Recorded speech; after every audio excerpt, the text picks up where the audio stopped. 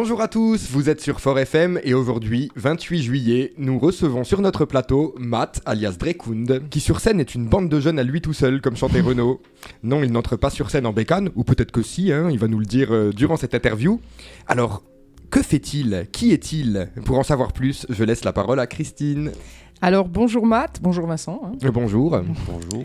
Tu nous as été recommandé donc par le groupe Pins and Love, que nous avons reçu récemment. Tu les as d'ailleurs accompagnés sur leur parcours. Exact.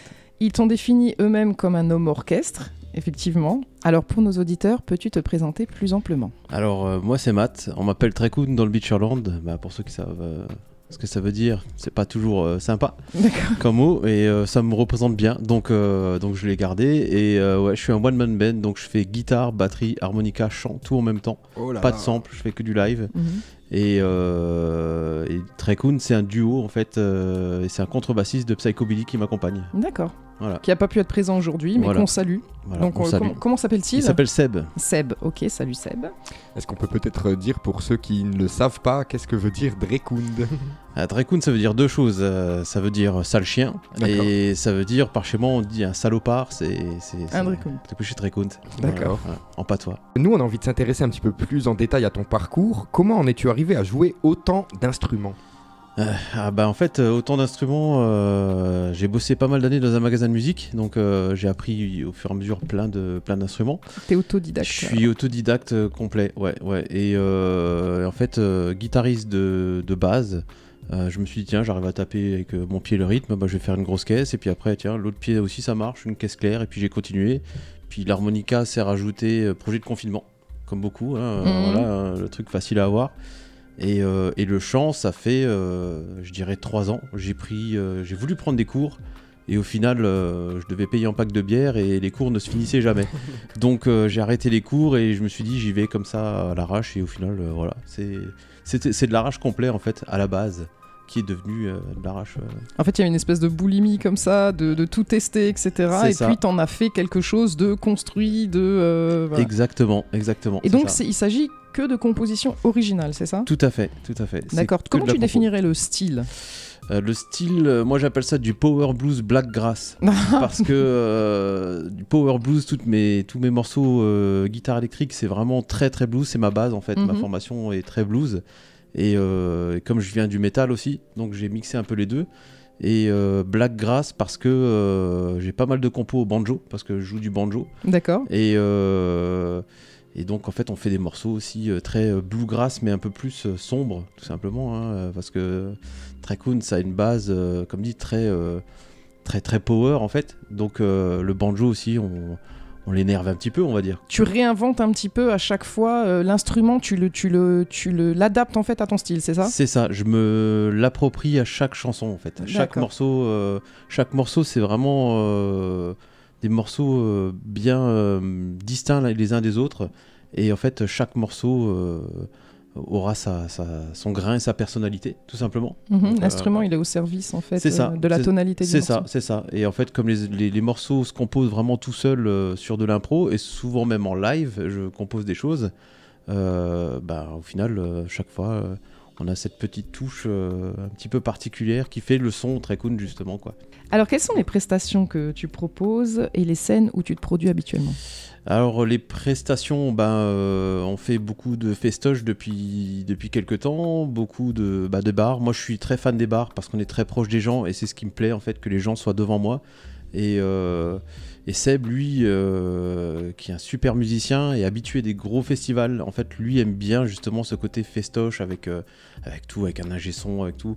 Il est plus carré que moi en fait. Lui, c'est mon métronome en fait. C'est comme ça serait un petit nom pour lui, ça serait mon métronome. Donc lui, il aime bien tout ce qui est carré et moi, j'aime bien tout ce qui est à l'arrache. Et s'il avait été là, il aurait pu le confirmer d'ailleurs, parce qu'il m'engueule souvent d'ailleurs. Mais donc, du coup, chacun apporte un petit peu. Peut-être que toi, tu lui apportes un petit peu plus de chill et lui, il t'apporte un petit peu plus de cadre, c'est ça? Ouais, on va dire ça comme ça. Dans les morceaux, ouais, c'est ça. De toute façon, si je suis pas carré, je vois son regard et je le comprends tout de suite. Donc voilà. Et puis après, où est-ce qu'on se produit? J'ai envie de dire un petit peu partout en Europe pour l'instant, parce qu'on a joué autant en France, en Allemagne, en Belgique cette année, sur toute la France, Paris, Nantes, encore cette année. la Hollande, le nord de la Hollande, l'Angleterre est prévu l'année prochaine, l'Espagne aussi est prévu. Enfin, donc T'avais parlé de l'Irlande aussi en off. Ouais, en fait, on est diffusé sur des radios, radio et web radio en Irlande, en Angleterre, un petit peu partout, aux États-Unis aussi, au Texas, tu vois. Le chant, c'est en anglais ? Le chant, c'est que en anglais. Ouais, c'est que en anglais parce que c'était un choix au début de devenir un petit peu international. On est frontalier, donc mon allemand est très mauvais, malgré que le nom soit allemand. Mon allemand est super pourri et en fait l'anglais reste la langue internationale, donc oui, c'est beaucoup plus simple, hein, et on s'est exporté un petit peu grâce à ça aussi, hein.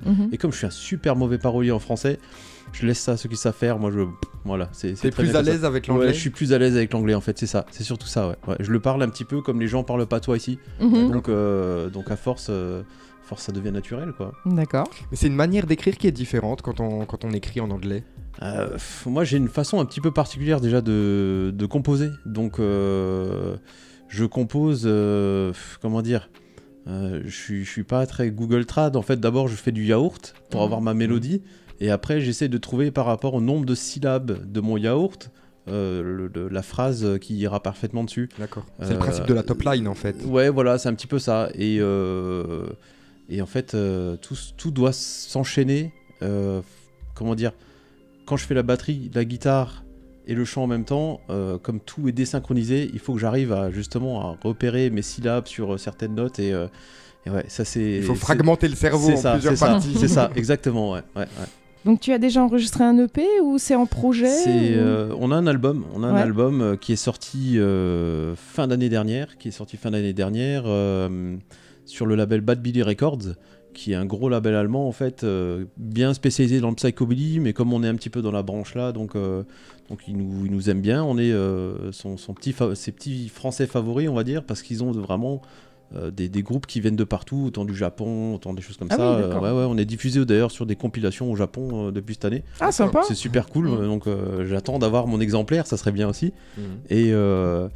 Et donc en fait, c'est disponible sur toutes les plateformes, tout simplement, Spotify, Deezer, tout ça, partout en fait, hein, tout simplement. Et après en physique, soit sur Big Cartel, c'est là où on achète tous les vinyles en fait, hein, en tapant Trekount, Big Cartel, machin, ou en live tout simplement. Et on le fait par contre que en vinyle, on fait que du vinyle. C'est une particularité intéressante, ça. On fait que du vinyle en plusieurs couleurs, mais on fera que du vinyle. Le deuxième album a été fini d'être enregistré il y a 1 mois. Et j'ai reçu, en venant chez vous d'ailleurs, j'ai reçu les premiers mix, donc j'ai pu écouter le premier mix du deuxième album. Vu ton petit sourire, ça s'annonce pas mal. Ouais, ça s'annonce assez extrême, j'ai envie de dire. C'est extrême. Je m'attendais pas à ça en fait. D'accord. Parce que le premier est très volontairement un peu garage, avec un son justement où moi je chantais dans un chant, un micro harmonica à l'époque, donc avec une disto. Là, je l'ai enlevé parce que ma voix, en fait, à force, elle s'est modifiée et elle s'est vraiment enrayée. J'ai vu une fois un gars qui a marqué comme quoi j'avais des cailloux dans la gorge, en fait, quand je chantais. Et en fait, du coup, j'ai enlevé cet effet et on a enregistré comme ça, vraiment, avec un son beaucoup plus, entre guillemets, américain. Un gros son, bien lourd, bien propre, tout au métronome. Ça a été... Et quand j'ai entendu ça cet après-midi, j'avais du kensuit, comme on dit, par chez moi, quoi, hein, des frissons, hein, et pourtant j'aime pas écouter ce que je fais parce que le premier album je l'écoute rarement, mais là je me suis dit punaise, on a bien bossé, quoi. Et en fait on a le projet de faire un album par an, tout simplement. D'accord. Oui, parce qu'en général les artistes sont pas toujours satisfaits de ce qu'ils font, mais c'est bien aussi de reconnaître, de réaliser que le travail a été bien fait. On a eu la chance d'être dans un studio déjà qui était assez cool, même si on se faisait engueuler parce que le métronome c'est pas vraiment mon truc, mais bon voilà. Donc et le gars était bon, et j'attends de voir encore quelques jours, on aura le final. Donc on est impatient d'écouter ça, nous aussi. Quelles sont tes prochaines dates? Les prochaines dates, alors on a fait une petite pause cet été justement pour cet album, et la prochaine date ça sera le 13 août sur Beach. C'est bien, c'est juste à côté de la maison, donc je vais pouvoir boire un coup tout simplement, un petit coup de plus, on va dire. Et en fait ça sera à l'occasion d'une fête, un rassemblement de trike qu'il y a de bécanes et tout ça, donc on aime bien aussi un petit peu parce qu'on est dans l'esprit avec la musique qu'on fait, on est un petit peu dans l'esprit bécane. Ah oui, complètement dans l'ambiance. Voilà, clairement, ouais. Et après, les prochaines dates, on a un festival à Toul, un gros festival avec des groupes, je crois que c'est des groupes des Américains qui viennent, Delta Bombers, enfin c'est des grosses têtes. Donc c'est bien, pour nous on est super contents. Où ça, ce festival ? C'est à Toul. À Toul, ouais, d'accord. Ouais, c'est à Toul, et puis après on part sur Paris, on part fin d'année encore frontière suisse, on va un petit peu partout, dans des bars et dans des festoches, quoi. Donc on peut suivre ça sur les réseaux, j'imagine, on peut te retrouver sur les réseaux. Sur les réseaux, bon, je diffuse un petit peu plus sur Facebook parce que je suis un petit peu plus, c'est peut-être générationnel. Insta, j'avoue, j'y comprends pas grand-chose, j'essaye, mais on diffuse aussi, donc donc on peut te retrouver sur les réseaux, ça s'affichera également à l'écran. Insta, c'est la même chose que Facebook, non, avec un peu plus d'esthétique peut-être. Non, dans la manière de fonctionner, c'est quand même assez différent. C'est vrai que sur Facebook, on peut quand même mettre des textes un peu plus grands, expliquer un petit peu plus, etc. C'est ça, c'est ça. Et même pour les followers, c'est plus compliqué de choper du follower sur Insta, je trouve, que sur Facebook. Chez Fort FM, on fait des comparatifs de réseaux sociaux qui intéressent les gens. Exactement, voilà.